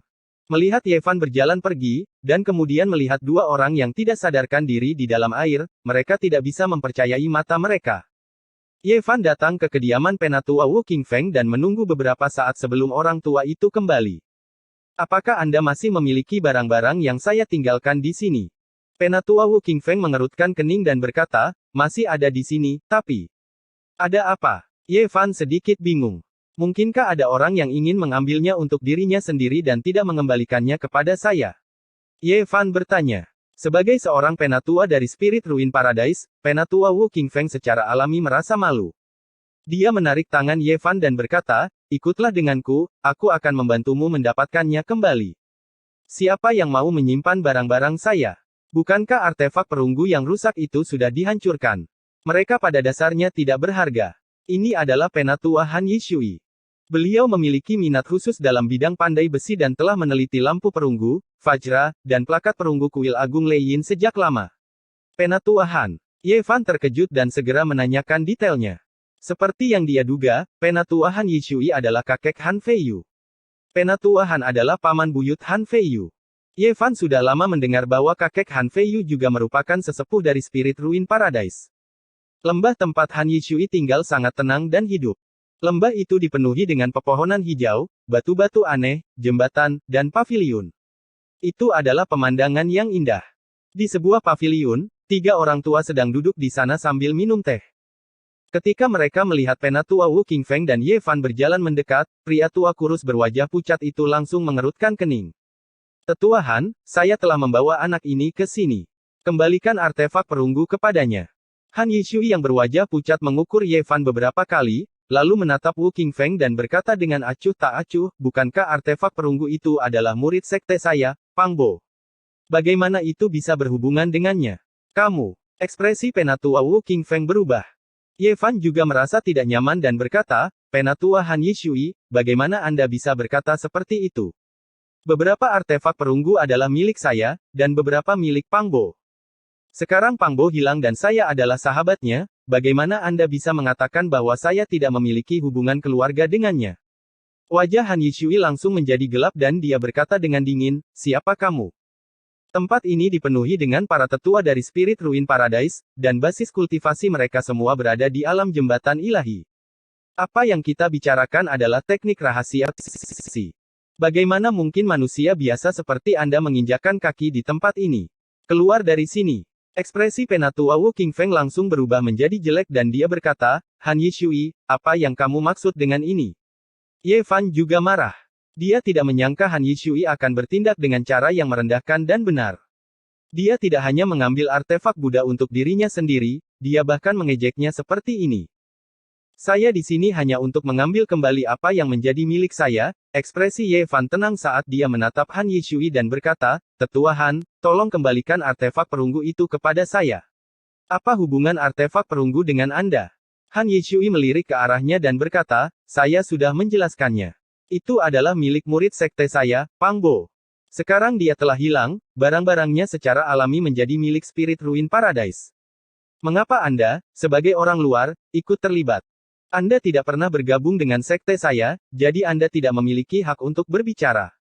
Hak apa yang kau miliki? Cepatlah pergi. Saat dia mengatakan itu, ekspresinya merosot dan dia berkata, kamu masuk tanpa izin ke tempat penting sekte saya. Jika kamu tidak pergi sekarang, kamu akan berada dalam bahaya. N. Chapter 114 10 Murid Agung. Han Yishui, apa maksudmu? Ekspresi Penatua Wu Qingfeng gelap. Saya rasa saya sudah mengatakannya dengan sangat jelas. Rambut Han Yishui seputih salju, dan kulitnya putih. Matanya sangat sipit, dan bibirnya sangat tipis. Dia mengeluarkan perasaan yang menyeramkan. Dia mengambil cangkir teh di atas meja batu, menyesapnya, dan berkata, Penatua Wu, mengapa Anda harus seperti ini? Penatua Wu Qingfeng mengambil beberapa langkah besar ke depan, dan berkata dengan suara yang dalam, Han Yishui, jangan melangkah terlalu jauh. Apakah saya tidak mengatakan yang sebenarnya? Dia hanya manusia biasa, dan dia berani datang ke surga kehampaan rohku untuk meminta senjata roh. Itu adalah sisa-sisa yang ditinggalkan oleh murid sekte saya, Pang Bo. Itu tidak ada hubungannya dengan dia. Han Yishui tidak terganggu dari awal hingga akhir. Dia menyeruput tehnya yang harum, dan melirik dingin ke arah Ye Fan. Dia berkata, cepat pergi, ini bukan tempat yang seharusnya kamu datangi. Pak. Penatua Wu Qingfeng tidak tahan lagi, dan dia menghancurkan meja batu itu dengan sebuah tamparan. Dia berkata, Han Yishui, kamu bertindak terlalu jauh. Karena kamu tidak masuk akal, maka marilah kita berbicara dengan kekuatan. Ada dua penatua yang duduk di sampingnya, dan salah satu dari mereka dengan cepat mencoba meredakan suasana. Dia berkata, Tetua Han, saya pikir kita harus melupakannya. Bukankah itu hanya beberapa senjata perunggu yang rusak? Tidak ada yang perlu dipelajari. Kita kembalikan saja kepada anak itu. Tetua yang lain berdiri di sisi Han Yishui, dan berkata, itu tidak benar. Meskipun senjata perunggu itu rusak, itu jelas merupakan senjata menakutkan yang dulunya berisi dewa. Meskipun rusak, jika kita terus mempelajarinya, kita masih bisa mendapatkan sesuatu. Ekspresi Han Yishui gelap. Dia menatap Ye Fan, dan berkata, kamu benar-benar menginginkan benda-benda ini. Mengapa saya tidak bisa menginginkan sesuatu yang menjadi milik saya? Ye Fan tidak kenal takut. Dia juga seorang kultivator alam jembatan ilahi, dan dia sama sekali tidak peduli dengan ekspresi menakutkan Han Yishui. Haha. Han Yishui tiba-tiba tertawa keras, dan berkata, bagus, kamu punya nyali. Kamu mengingatkanku pada diriku ketika aku masih muda. Lupakan saja, aku tidak akan mempersulitmu. Murid, bawa semua barang itu, dan beri dia beberapa perhiasan. Tidak jauh dari situ, anak laki-laki itu merespons dan dengan cepat menghilang ke kedalaman lembah. Ekspresi Penatua Wu Qingfeng melembut saat dia duduk di atas balok batu di dekatnya. Seorang anak laki-laki membawa sebuah meja batu dan meletakkan secangkir teh di atasnya. Ketidakbahagiaannya yang sebelumnya telah hilang. Tidak lama kemudian, seorang anak laki-laki membawa plakat perunggu guntur keras, lampu perunggu kuno, manik-manik doa sarira, alu vajra, dan beberapa pakaian. Pada saat yang sama, ia juga mempersembahkan beberapa mutiara dan batu giok. Terima kasih, Tetua Han. Ye Fan menangkupkan tangannya. Saya akan pergi sekarang. Saya akan kembali lagi di lain hari. Penatua Wu Qingfeng berdiri dan memimpin Ye Fan keluar dari lembah. Dua tetua lainnya juga berdiri dan berpamitan. Seorang pria muda berusia akhir 20-an masuk ke dalam paviliun dan berkata, Guru, bukankah Anda mengatakan bahwa artefak perunggu yang rusak itu luar biasa dan memiliki asal-usul yang luar biasa? Mengapa Anda mengembalikannya kepada manusia biasa itu? Apakah Anda ingin saya bertarung dengan Wu Qingfeng sampai mati? Tetua Han meliriknya, menyesap teh, dan berkata dengan ringan, kau sendiri yang mengatakannya, dia hanya manusia biasa. Guru, maksudmu? Dua sinar cahaya melintas di mata pemuda itu. Aku mengerti. Aku akan menyerahkan ini pada Li Yun dan Lilin. Aku tidak akan meninggalkan jejak apapun. Penatua Wu Qingfeng tidak akan tahu. Han Yishui tidak mengatakan apa-apa. Ekspresinya tenang sambil terus minum teh dan mengagumi tanaman-tanaman aneh di luar paviliun. Pemuda itu membungkuk dengan hormat dan pergi dengan langkah besar. Namun, tidak lama kemudian, pemuda itu buru-buru kembali bersama Li Yun dan Lilin. Guru, ada yang salah dengan manusia itu. Han Yishui melihat wajah Li Yun yang bengkak dan wajah Lilin yang pucat. Dia segera merasakan sesuatu dan bertanya, apakah kalian berkelahi dengan seseorang? Wajah Lilin dan Li Yun memerah karena malu. Mereka hanya menceritakan apa yang terjadi belum lama ini. Setelah Han Yishui mendengar hal ini, dia melompat berdiri dan berkata dengan gigi terkatup, dia membunuh cucu saya. Dibunuh olehnya. Ketiga orang di sampingnya, semuanya memiliki ekspresi terkejut. Saya sudah memahami beberapa situasi. Satu-satunya hal yang tidak saya mengerti adalah bahwa Yu Er bersama dengan beberapa pembudidaya alam mata air kehidupan. Orang ini hanyalah manusia biasa dan tidak memiliki kemampuan untuk membunuh mereka. Han Yishui membanting meja batu, wajahnya gelap seperti air. Sekarang saya mengerti, itu dia. Pasti dia. Pemuda di sebelahnya berteriak, saya akan membalaskan dendam Fei Yu. Bunuh, kita harus membunuhnya. Wajah Han Yishui muram, sedikit menakutkan. Anak ini telah menyembunyikan dirinya dengan baik. Li Yun merasakan hawa dingin menjalar di tulang punggungnya. Lilin juga sangat terkejut, wajahnya pucat karena ketakutan yang masih tersisa. Han Yishui mondar-mandir beberapa kali sebelum dia berhenti dan berkata kepada pemuda itu, pergilah panggil kakak senior pertamamu dan yang lainnya. Tidak perlu menahan diri. Selama anak nakal itu meninggalkan roh reruntuhan surga, segera bunuh dia. Apakah kita perlu menyuruh kakak senior saya untuk membunuhnya? Saya akan membawa beberapa orang dan itu cukup untuk membunuhnya. Tetua Han menatapnya dengan dingin.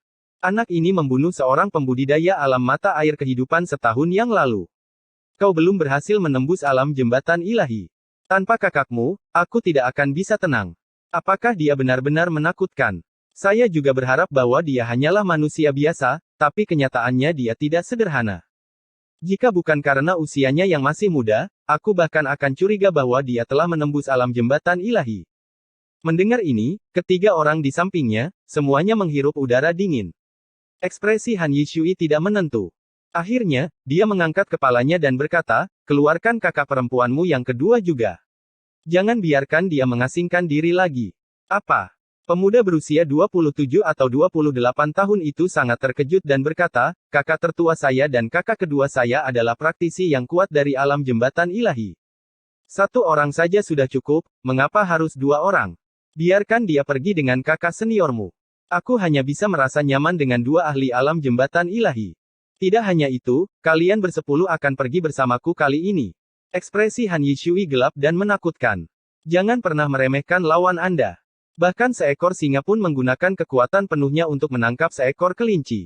Jika Anda ingin membunuhnya, bunuhlah dia sampai habis. Jangan beri dia kesempatan untuk melarikan diri. Kita semua bersepuluh akan pergi. Pemuda itu benar-benar terkejut. Han Yishui melirik ke arahnya. Pemuda itu buru-buru membungkuk dan segera pergi untuk mengundang kakak laki-laki dan kakak perempuannya. Han Yishui melirik Li Yun dan Lilin dan berkata dengan acuh tak acuh, kalian berdua juga harus pergi dan memperluas wawasan kalian. Mereka berdua setuju dengan patuh. Tidak lama kemudian, seorang pria berusia 50-an dan seorang wanita berusia 40-an membawa 8 orang praktisi siulian berusia 30-an ke paviliun. Mereka membungkuk kepada Han Yishui dan berkata serempak, salam, guru. Di kediaman Penatua Wu Qingfeng, pria tua itu membujuk, nak, jangan pergi dulu. Aku sendiri yang akan mengantar kamu pergi dalam beberapa hari. Saya sedikit khawatir. Anda tidak perlu mengkhawatirkan saya. Tidak akan terjadi apa-apa. Saya juga tidak ingin sesuatu terjadi, tetapi... Penatua Wu Qingfeng menggelengkan kepalanya. Dia ingin mengatakan sesuatu tetapi menghentikannya. Pada akhirnya, Ye Fan meninggalkan sepucuk surat untuk pria tua itu dan melayang pergi. Ye Fan berjalan keluar dari pegunungan dan melihat ke belakang untuk terakhir kalinya. Dia memutuskan untuk meninggalkan kerajaan Yan. Tanah suci Danau Giok, tambang kuno asal, keluarga Jiang. Kesadaran Ye Fan sudah melayang ke negeri yang jauh itu. Tiba-tiba, 12 pelangi ilahi bergegas mendekat, dengan cepat muncul di depannya, menghalangi jalannya. Lilin, Liyun, apakah kalian berdua menemukan pembantu untuk menghadapiku? Ye Fan dengan tenang memandangi orang-orang di langit. Mereka tidak memiliki pengaruh sebesar itu. Seorang pria berusia 50-an tahun menatapnya di tengah. Ye Fan sepertinya tiba-tiba teringat sesuatu. Dua sinar cahaya melesat keluar dari matanya dan dia berkata, Han Yishui mengutusmu. Kamu tidak bodoh. Di sampingnya, seorang wanita berusia 40-an mencibir, kata-kata terakhir apa yang Anda miliki? Tinggalkan saja dan kami akan mengantar Anda pulang. Demi beberapa senjata perunggu, dia mengirim orang untuk membunuh saya. Betapa kejamnya. Ekspresi Ye Fan berubah menjadi dingin. Ini bukan hanya tentang medali perunggu.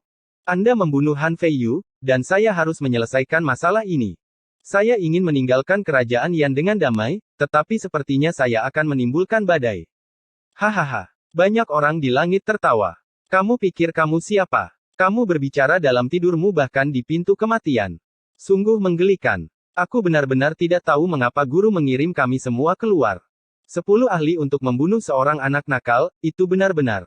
Kakak tertua atau kakak kedua bisa membunuhnya dengan satu jari. Tidak perlu mengirim begitu banyak orang. Guru membesar-besarkan sesuatu yang tidak penting. 2 pembudidaya alam jembatan surgawi dan 8 pembudidaya alam mata air kehidupan.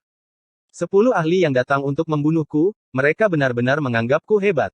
Berbicara tentang ini, Ye Fan memandang Li Yun dan Li Lin tidak jauh. Aku lupa kalian berdua. Jangan katakan apa-apa lagi. Cepat dan bunuh dia. Siapa yang akan mengakhiri hidupnya? Saudara keenam, kalian pergi bunuh dia agar kita bisa kembali lebih awal. Lilin, Liyun, kalian berdua pergi membantu juga. Pria dan wanita dari alam jembatan surgawi yang terkemuka memerintahkan. Mereka merasa tidak perlu melakukannya sendiri. Saat itu, Ye Fan membuka mulutnya. Kalian harus berkumpul bersama. Berbicara tentang ini, dia perlahan-lahan naik ke udara.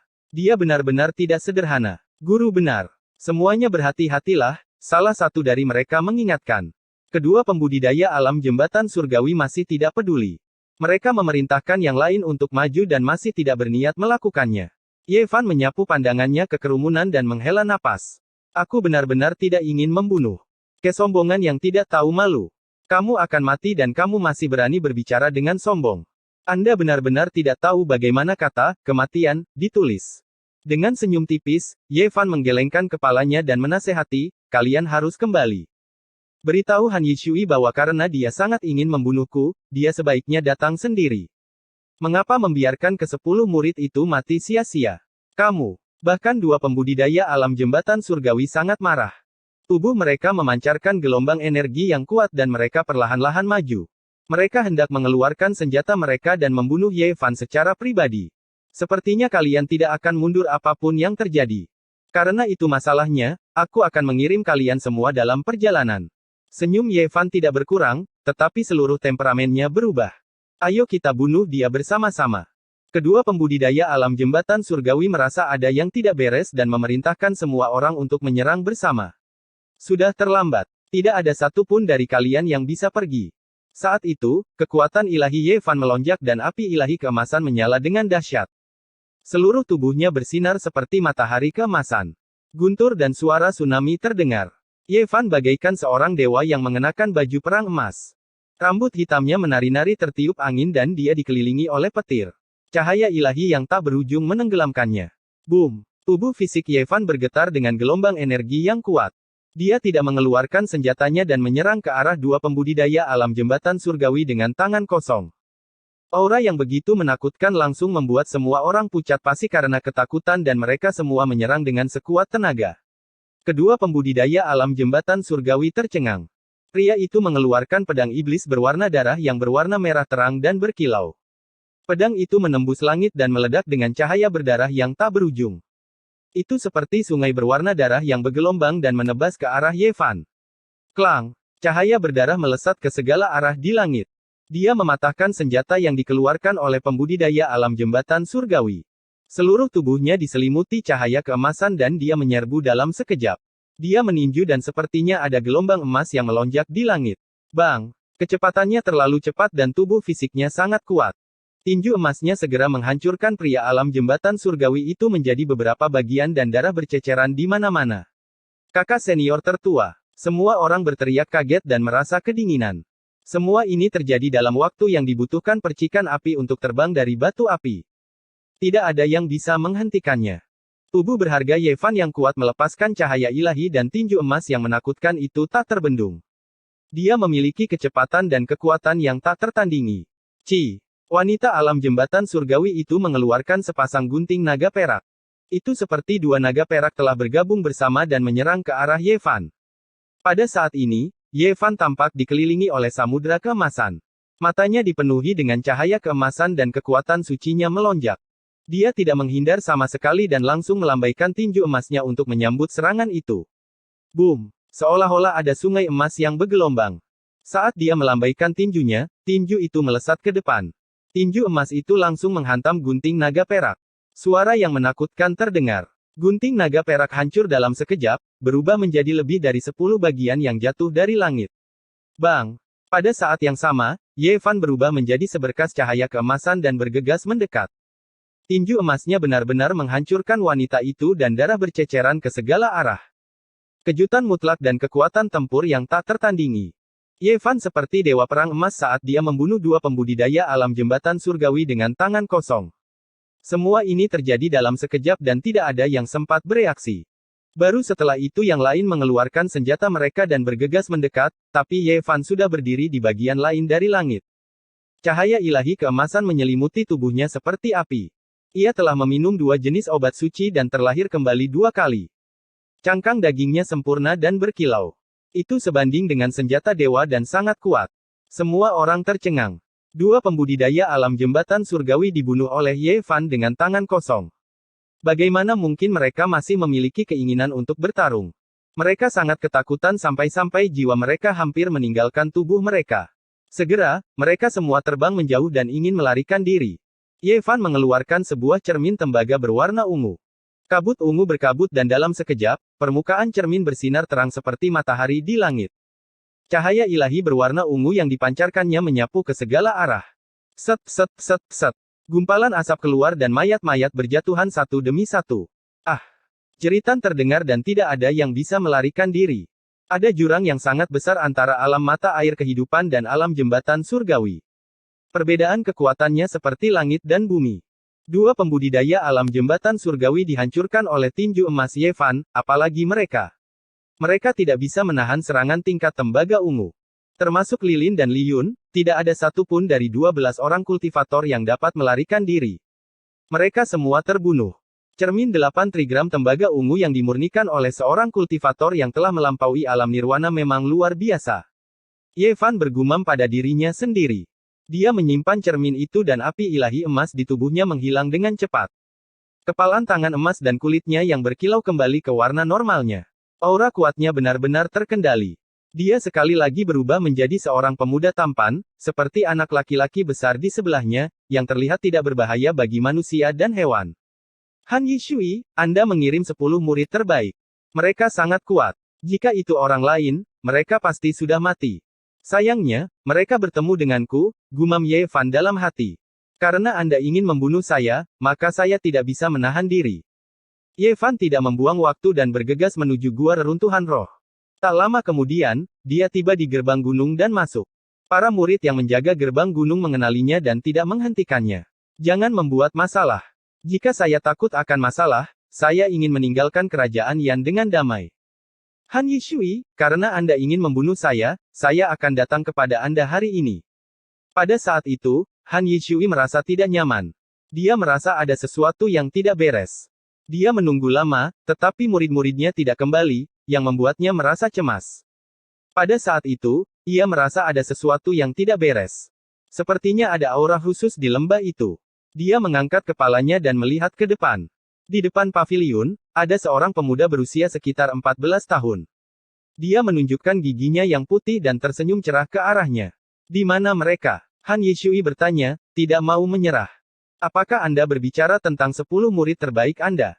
Saya telah mengirim mereka dalam perjalanan. Kamu. Urat nadi Han Yishui menyembul di dahinya. Yevan tersenyum cerah dan berkata, saya akan mengirim Anda dalam perjalanan untuk bertemu kembali dengan mereka. Pada saat itu, aura Ye Fan berubah lagi. Seolah-olah samudera keemasan menyelimuti tubuhnya. Pada saat yang sama, ada petir yang tak terhitung jumlahnya.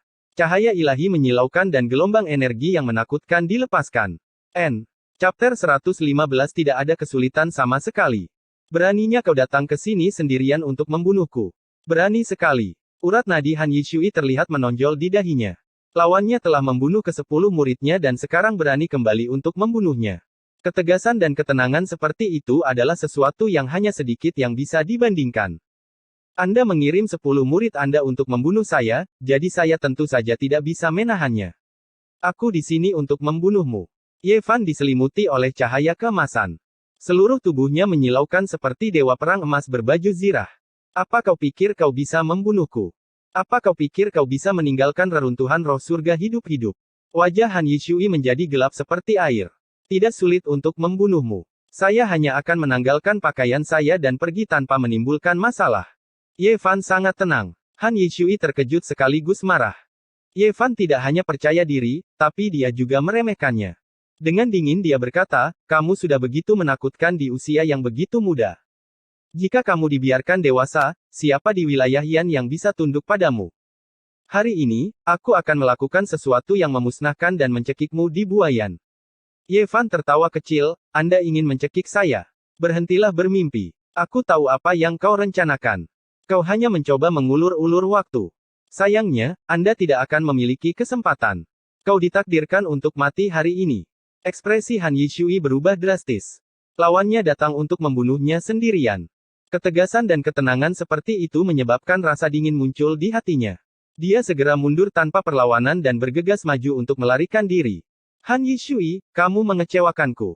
Ye Fan berubah menjadi seberkas cahaya keemasan dan menghalangi jalan Han Yishui. Han Yishui tidak pernah membayangkan bahwa pemuda yang tampaknya berusia 14 tahun dengan jejak ketidakdewasaan di wajahnya ini akan begitu menakutkan. Kecepatannya jauh lebih cepat daripada kecepatannya sendiri. Tetua Agung dan yang lainnya akan segera tiba di sini. Kamu tidak akan punya kesempatan sedikit pun. Wajah Han Yishui dipenuhi dengan niat membunuh. Dia ingin menekan Ye Fan sehingga dia bisa memanfaatkan situasi. Ye Fan memperlihatkan senyum berseri yang seharusnya dimiliki oleh seorang pemuda. Dia berkata, Han Yishui, pertama-tama kamu mengulur-ulur waktu dan kemudian mengirimkan suaramu dengan keras. Apakah kamu benar-benar berpikir aku tidak menyadarinya? Jadi bagaimana jika Anda merasakannya? Karena aku berani datang dan membunuhmu, bagaimana aku bisa begitu ceroboh? Setelah memasuki lembah, aku menorehkan beberapa tanda Dao. Dari luar, tampaknya tempat ini benar-benar tenang tanpa kelainan. Kamu telah menyia-nyiakan usahamu. Kamu masih sangat muda. Bagaimana mungkin kamu bisa tahu susunan tanda Dao? Aku tidak percaya. Ekspresi Han Yishui berubah tak menentu. Adik laki-laki saya menghilang selama lebih dari 3 tahun. Kamu membunuhnya. Alis Han Yishui terangkat, dan matanya bersinar dengan cahaya yang menakutkan. Dia ingin menyempurnakan saya menjadi seorang dokter, tetapi sayangnya, dia kehilangan nyawanya. Hari ini, kalian berdua bersaudara dapat bersatu kembali. Bajingan kecil, apa kau pikir kau bisa membuatku marah seperti ini? Anda tidak akan bisa memanfaatkannya. Ye Fan menarik kembali senyumnya dan berkata, sekarang, saya akan mengantar Anda. Dia meninju, menyebabkan kekosongan itu bergetar. Semua energi esensi di sekitarnya tersedot habis.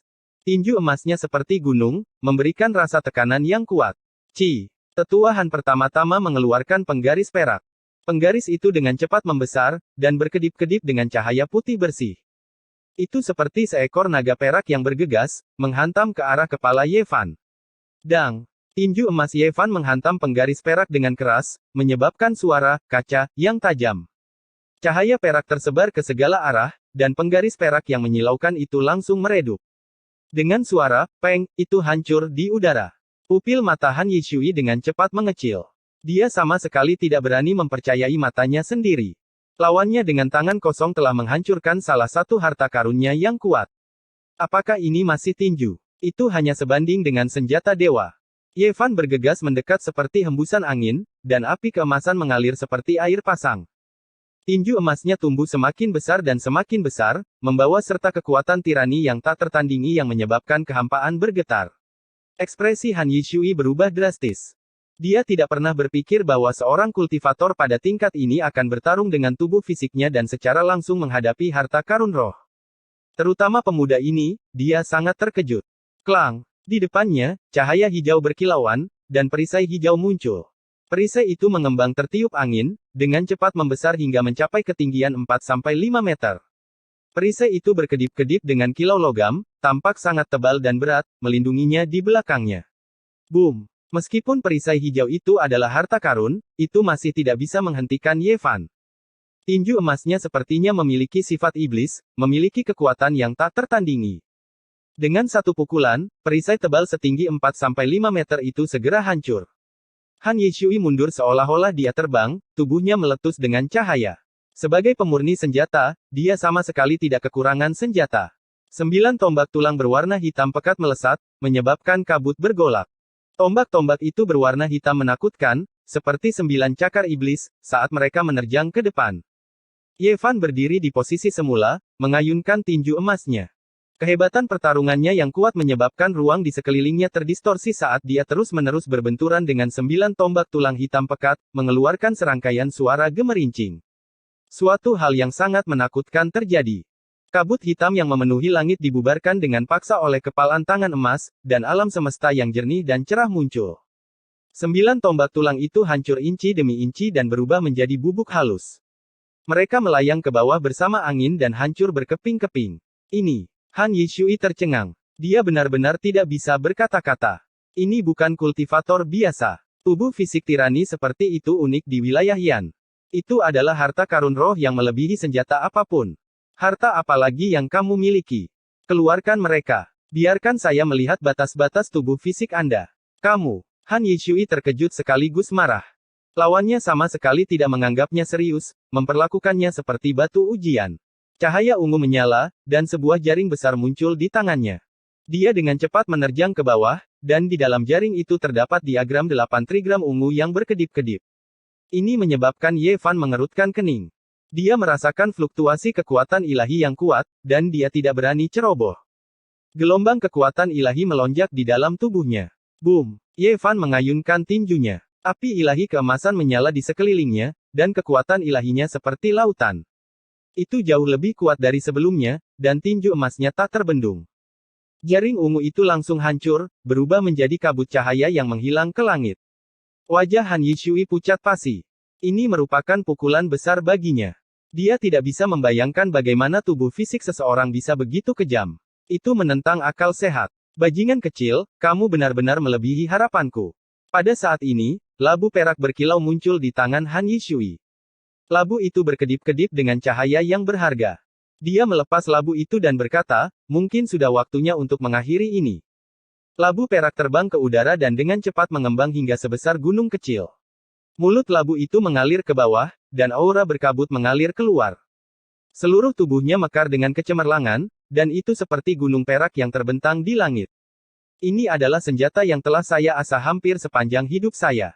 Saya tidak percaya bahwa tubuh fisik Anda dapat menghalanginya. Aku akan menghisapmu dan mengubahmu menjadi darah untuk membalaskan dendam muridku.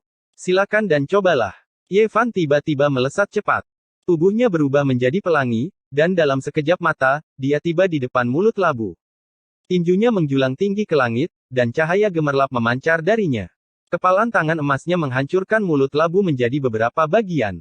Boom! Tubuh Ye Fan berkilau seperti sepotong logam ilahi yang telah ditempa ratusan dan ribuan kali. Itu tidak bisa dihancurkan. Tinju emasnya meletus dengan api ilahi yang secara langsung menghancurkan labu perak. Kamu, itu tidak mungkin. Wajah Han Yishui pucat pasi. Dia tidak bisa menerima kenyataan yang ada di depannya. Saya tidak punya waktu untuk membuang-buang waktu dengan Anda. Han Yishui, aku akan mengirimmu dalam perjalanan. Aku adalah sesepuh dari roh merusak surga. Jika kau membunuhku, kau akan diburu tanpa henti. Pada akhirnya, kamu tidak akan bisa melarikan diri dari kematian. Ye Fan tertawa kecil dan menirukan nada bicara Han Yishui. Aku hanya manusia biasa. Karena kamu mengirim 10 muridmu untuk membunuhku, kamu secara alami akan diburu. Kamu tidak akan bisa melarikan diri dari kematian. Kamu. Ekspresi Han Yishui berubah. Dia tahu bahwa rintangannya tidak menguntungkannya. Pemuda ini terlalu tegas untuk berani membunuhnya sendirian. Dia pasti tidak akan berhenti di sini. Anda memiliki niat untuk membunuh saya, jadi bagaimana mungkin saya meninggalkan bencana seperti itu untuk diri saya sendiri? Jadilah orang yang baik di kehidupanmu selanjutnya. Saat Ye Fan menerjang, Han Yishui buru-buru mengeluarkan 8 harta karun. Namun, mereka tidak bisa menghentikan tubuh Ye Fan. Kepalan tangan emas itu semakin membesar di matanya. Bang! Tubuh Han Yishui tercabik-cabik. Darah berceceran di mana-mana saat dia jatuh dari langit. Hidupnya berakhir begitu saja. Ye Fan mendarat di tanah, dan auranya yang kuat perlahan-lahan menghilang. Tubuhnya yang berkilauan dengan harta karun perlahan-lahan kembali ke keadaan biasa, tidak lagi bersinar. Dia mencari di lembah tetapi tidak menemukan sesuatu yang berharga. Beberapa saat kemudian, dia berjalan keluar dari lembah dengan senyum tanpa beban di wajahnya saat dia dengan tenang berjalan menuju gerbang gunung. Tidak lama setelah meninggalkan gua reruntuhan roh, Ye Fan merasakan gelombang energi yang menakutkan melonjak ke arahnya dari belakang. Ini pasti seorang kultivator yang telah melampaui alam jembatan surgawi. Ye Fan memiliki laut pahit emas yang unik. Pada saat ini, tsunami di tubuhnya mencapai langit dan petir terjalin. Dia benar-benar tertutup oleh lautan emas dan petir. Dia menyilaukan dan menghilang ke langit dalam sekejap mata. Setengah bulan kemudian, Ye Fan muncul di kerajaan Wei, yang berjarak 5 negara dari kerajaan Yan. Jaraknya 17.000 mil jauhnya, tapi tidak ada yang mengejarnya. Kerajaan Wei membentang 5.000 mil dari utara ke selatan dan 6.000 mil dari timur ke barat. Wilayahnya jauh lebih besar daripada kerajaan Yan, tetapi masih setetes air di lautan jika dibandingkan dengan seluruh hutan belantara timur. Ketika dia bertanya kepada orang-orang di mana letak tanah suci Danau Giok dan mendapatkan jawabannya, Ye Fan merasa sakit kepala. Jaraknya berada di luar imajinasinya. Manusia tidak dapat mencapai daerah itu bahkan jika mereka berjalan selama beberapa kehidupan. Para pembudidaya harus terbang selama beberapa tahun bahkan jika mereka mengendarai pelangi.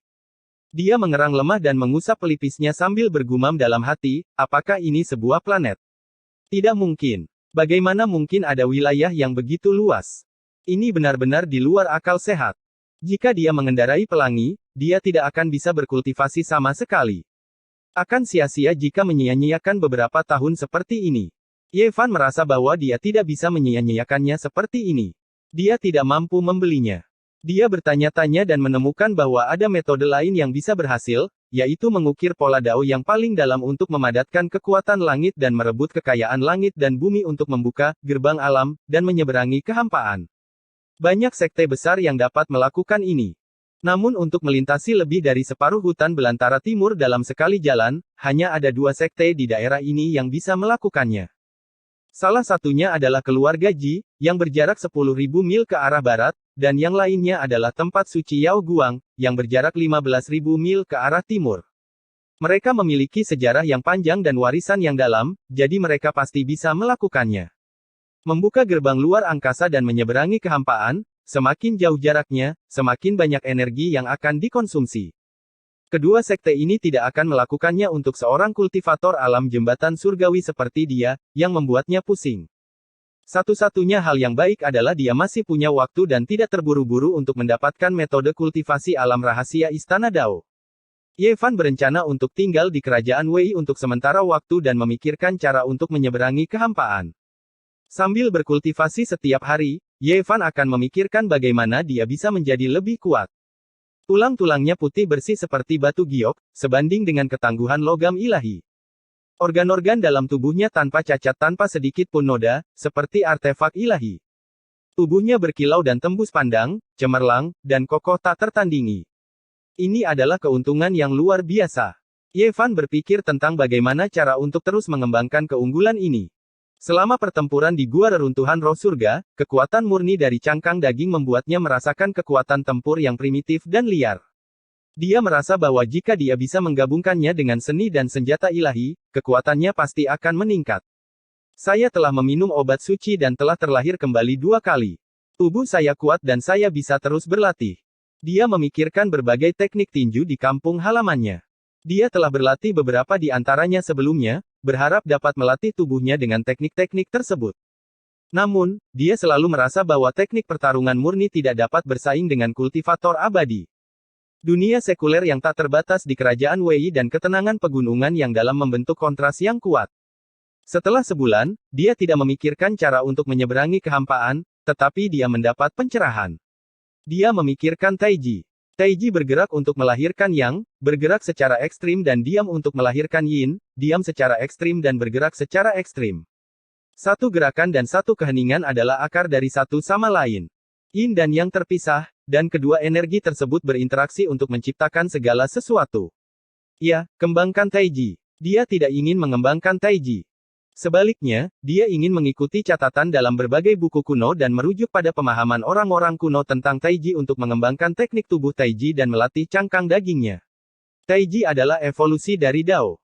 Jika saya mengembangkan teknik tubuh seperti itu tidak akan menjadi teknik pertarungan murni lagi. Itu akan sebanding dengan berbagai teknik misterius para kultivator. Meskipun ia telah membaca banyak buku kuno tentang Taiji dan memahami maknanya yang dalam, tidak diragukan lagi akan menjadi proses yang sangat panjang dan sulit untuk mewujudkannya ke dalam teknik tubuh. Jika saya berhasil, mungkin tidak akan lebih buruk dari berbagai buku kuno yang misterius. Bagaimanapun, ini adalah kristalisasi kebijaksanaan Tiongkok kuno.